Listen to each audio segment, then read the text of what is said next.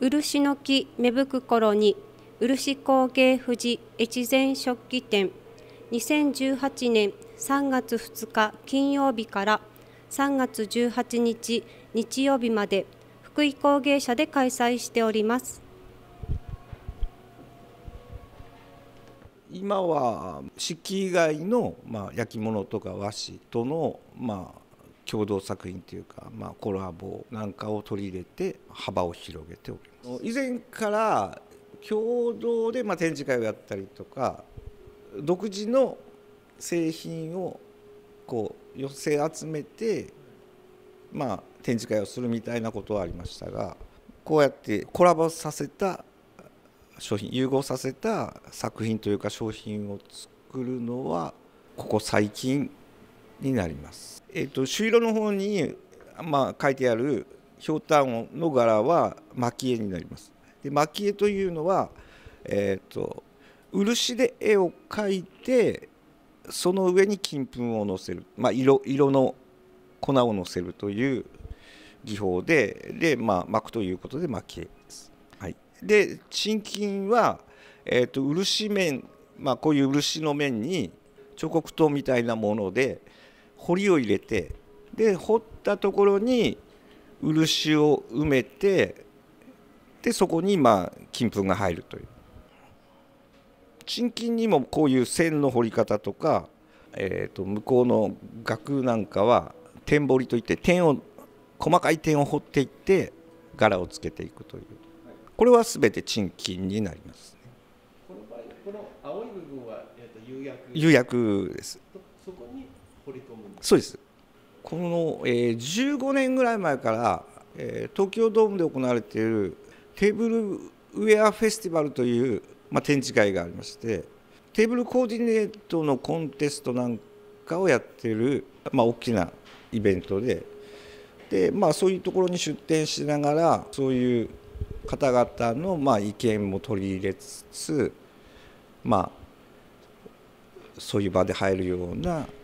作品商品を、これはワインダルに漆で加工しまして、いろんな柄があるんですが、こちらは和紙を漆で貼って柄をつけたもの。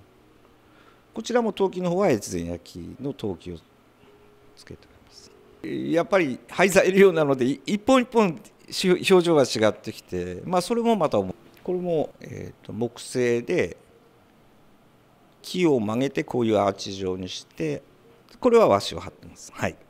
でこっちは、塗りですね。でこちらの、長い盛り木も樽で最初はやろうかと思ったんですが、なかなか形も変わってくるし難しいので、樽の形をした、木製品ということで作りました。結構そのテーブルコーディネートフェスティバルでは結構売れるんですよ。こういう工芸品を、ギフトに使っていただけると。でうちの方はやっぱメーカーなので、こう選んで、この中から違うものを組み合わせてセットしてギフトにしたりとか、そういうことできます。もちろん時間があれば例えば色を変えることもできますし、漆器の場合は軽いので海外への、お土産とか海外の方が来た時の、あれとして、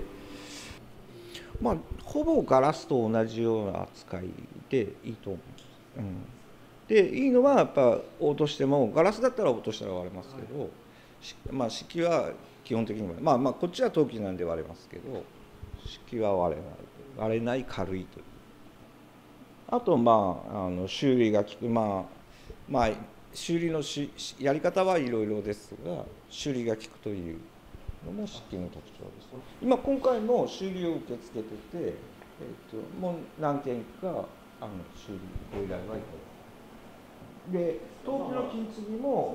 基本的には漆の方にやります。名品というか高いものだけがそういうかなと思ったら、そうじゃなくて、陶器なんかでもちょっとチップが出たりとかそういうのもちょっと漆で直せば使えますし、景色もできたりして面白い。